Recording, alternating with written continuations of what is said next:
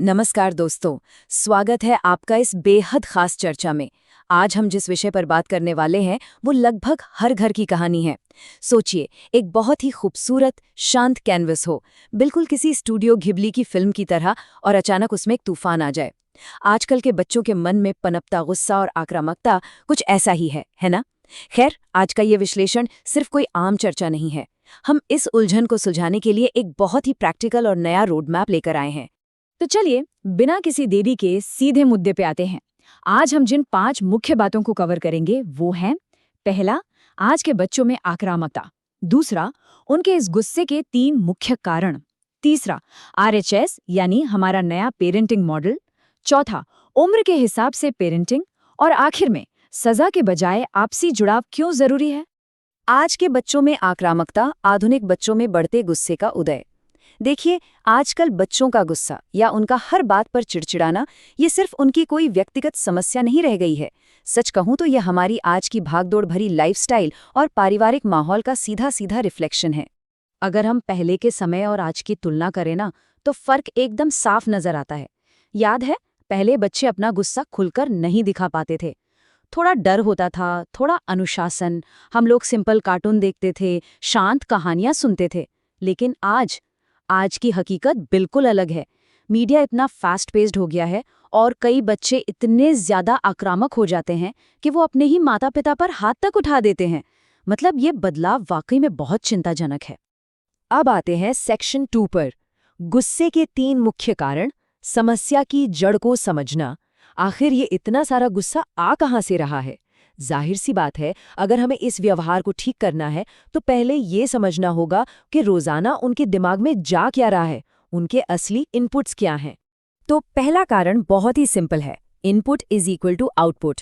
मतलब जो अंदर जाएगा वही तो बाहर आएगा ना। आजकल आप देखिए, बच्चों के गेम्स, सोशल मीडिया, हर जगह बस मार धाड़ है। जब बच्चे लगातार पबजी और फ्री फायर जैसे हिंसक गेम्स या एकदम तेज रफ्तार वाले रेसिंग गेम्स खेलते हैं तो उनके अंदर इम्पेशेंस यानी अधीरता बढ़ने लगती है। लगातार ऐसे हिंसक कंटेंट देखने से उनके इमोशंस मानो सुन्न पड़ने लगते हैं और फिर छोटी छोटी बातों पर गुस्सा आना उनके लिए एकदम नॉर्मल बात हो जाती है। अब दूसरा बड़ा कारण सुनिए, इन्फोबेसिटी। इसे आप जानकारी का मोटापा भी कह सकते हैं। आज के एक 8 या 10 साल के बच्चे के पास इतनी इन्फॉर्मेशन है जितनी पहले किसी 18 साल के युवा के पास हुआ करती थी। जानकारी का तो पूरा समंदर है उनके पास, लेकिन क्या सही है और क्या गलत, ये समझने की मेंटल मैच्योरिटी अभी नहीं आई है। इसी इन्फोबेसिटी की वजह से बच्चे अक्सर बहुत ही आसान और कभी-कभी आक्रामक रास्ते चुन लेते हैं, जिससे उनके अंदर एक गहरा इमोशनल इम्बैलेंस पैदा हो जाता है। अब इस बारे में जो सबसे दिलचस्प बात है वो ये कि बच्चा बिल्कुल एक फोटोकॉपी मशीन की तरह काम करता है। ये तीसरा और सबसे इम्पॉर्टेंट कारण है। आप उन्हें लाख कुछ करने को कहिए, वो नहीं करेंगे। वो वही करेंगे जो वो घर के बड़ों को करते हुए देखते हैं। एकदम सिंपल सी बात है, अगर ओरिजिनल डॉक्यूमेंट में ही कोई गड़बड़ी है तो फोटोकॉपी में भी तो वही छपकर आएगा ना। चलिए, इसे एक कॉम्बो पैक वाले प्रैक्टिकल सिनेरियो से समझते हैं। इमेजिन कीजिए, एक बच्चा किसी बात पर जिद करते रो रहा है। अब उसे शांत करने के बजाय होता क्या है? पिता तुरंत जोर से चिल्लाते हैं, चुप हो जाओ, रोना बंद करो। और उधर माँ क्या करती हैं? वो चिढ़कर अपना फोन स्क्रॉल करने लगती हैं। अब यहाँ हुआ क्या? ध्यान से देखिए, बच्चे ने इन तीनों चीजों को कॉपी कर लिया। पिता की ऊंची आवाज, उनका गुस्सा और माँ की स्क्रीन वाली आदत। मतलब हम अनजाने में उनके सामने वही रोल प्ले कर रहे हैं जिसे हम दरअसल रोकना चाहते हैं। तो अब सवाल ये उठता है कि इस खतरनाक साइकिल को तोड़ा कैसे जाए? अनजाने में जो हम बच्चों की ये गलत प्रोग्रामिंग कर रहे हैं, उससे बाहर कैसे निकलें? खैर, यहीं से हम अपने सफर के सबसे जरूरी और समाधान वाले हिस्से की तरफ कदम बढ़ाते हैं। सेक्शन 3 आरएचएस, एक नया पेरेंटिंग मॉडल। उपशीर्षक है, उन्हें राह दिखाने के लिए खुद को बदलना। यहीं से वो गेम चेंजिंग आइडिया शुरू होता है। पेरेंटिंग की असली शुरुआत बच्चे को जबरदस्ती बदलने से नहीं होती, बल्कि खुद के तरीके बदलने से होती है। तो यहाँ सबसे अहम बात यह है कि ये आरएचएस फॉर्मूला आखिर है क्या भला? देखिए, इसके 3 मेन पिलर्स हैं।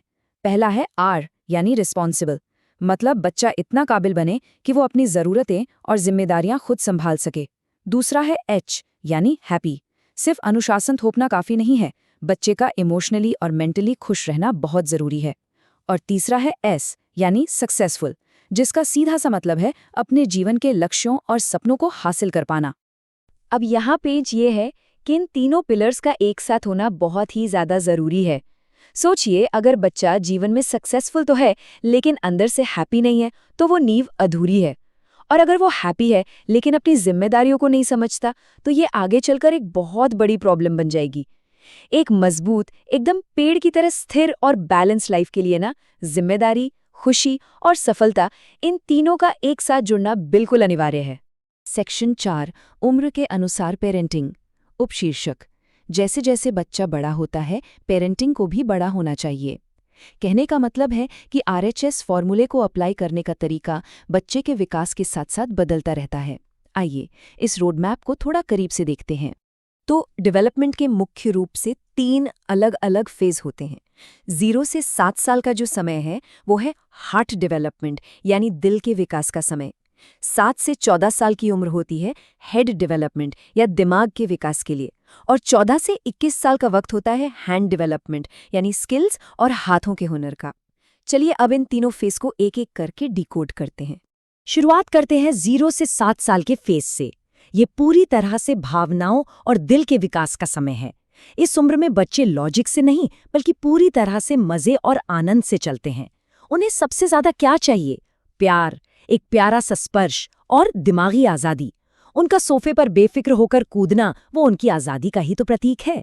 अब आप पूछेंगे इस फेज में सफलता का पैमाना क्या है? बहुत सिंपल। अगर एक बच्चा खुशी खुशी अपना सबसे फेवरेट खिलौना किसी दूसरे बच्चे को खेलने के लिए दे देता है ना, तो समझ लीजिए कि उसका हार्ट डेवलपमेंट बिल्कुल सही ट्रैक पर है। अब आते हैं 7 से 14 साल पर, यानी दिमाग का विकास। और ये बहुत ही शानदार तरीके से दर्शाता है कि सच्चा अनुशासन आखिर आता कैसे है। देखिए, अनुशासन कभी भी डांटने मारने से नहीं आता, वो आता है एक तय रूटीन से। उदाहरण के लिए, घर में एक सख्त नियम बनाइए कि दोपहर 12:30 बजे से पहले कोई स्क्रीन नहीं चलेगी। और किसकी जगह क्या करेंगे? पूरा परिवार मिलकर कोई बोर्ड गेम खेलेगा या बाहर समय बिताएगा। जब आप ऐसी पैसिव आदतों को एक्टिव रूटीन से रिप्लेस कर देते हैं ना, तो बच्चे अपने आप नेचुरली अनुशासित होने लगते हैं।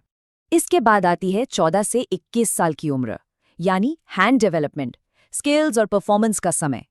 इस उम्र के बच्चों में ना एनर्जी का एक अलग ही लेवल होता है, बिल्कुल किसी उफनती हुई नदी की तरह। और इस एनर्जी को चाहिए एक सही दिशा। अगर उनके पास कोई फिक्स्ड स्किल डेवलपमेंट प्लान नहीं होगा, तो पता है क्या होगा? वो अपना ये रोमांच, ये थ्रिल गलत आदतों, नशे या खतरनाक रेसिंग में ढूंढने लगेंगे। इसलिए इस फेज की सबसे बड़ी कला यही है कि उनकी रुचि को पहचाने और उसे किसी हुनर या स्किल में बदल दे। सेक्शन 5, सजा से ऊपर है आपसी जुड़ाव। उपशीर्षक, उदाहरण के माध्यम से सुधार। अब हम अपने इस विश्लेषण के आखिरी और सबसे अहम हिस्से की तरफ बढ़ रहे हैं। हमने नियम समझ लिए, फेज समझ लिए, लेकिन इन सबको बिना उन पुराने डराने धमकाने वाले तरीकों के लागू कैसे करें? देखिए, सजा और जुड़ाव में बहुत बड़ा फर्क होता है। सजा सिर्फ और सिर्फ डर पर काम करती है। एक छोटा सा रोल प्ले इमेजिन करते हैं। मान लीजिए बच्चे से गलती से दूध गिर गया। अब सजा का तरीका क्या है? जोर से चिल्लाना, तुमने फिर से दूध गिरा दिया, तुम कभी कुछ सही नहीं कर सकते। इससे क्या होगा? बच्चा डर जाएगा और आपके बीच दूरियां आ जाएंगी। इसके बजाय कनेक्शन यानी जुड़ाव का तरीका अपनाइए। शांति से कहिए, कोई बात नहीं, चलो इसे मिलकर साफ करते हैं।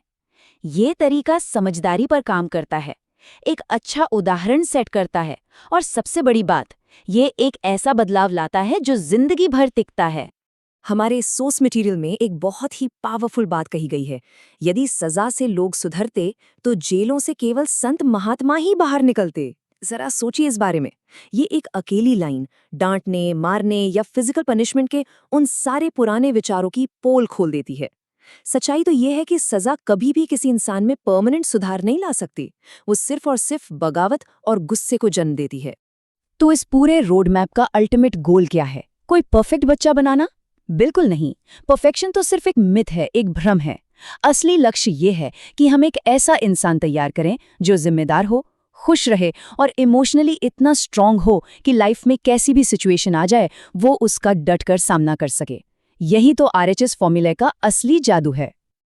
अब अंत में मैं आपको एक बहुत ही गहरे सवाल के साथ छोड़कर जाना चाहता हूँ। जरा सोचिएगा, क्या आज के ये आक्रामक बच्चे केवल उस अशांत और शोर शराबे वाले माहौल को रिफ्लेक्ट कर रहे हैं जो हमने उन्हें दिया है?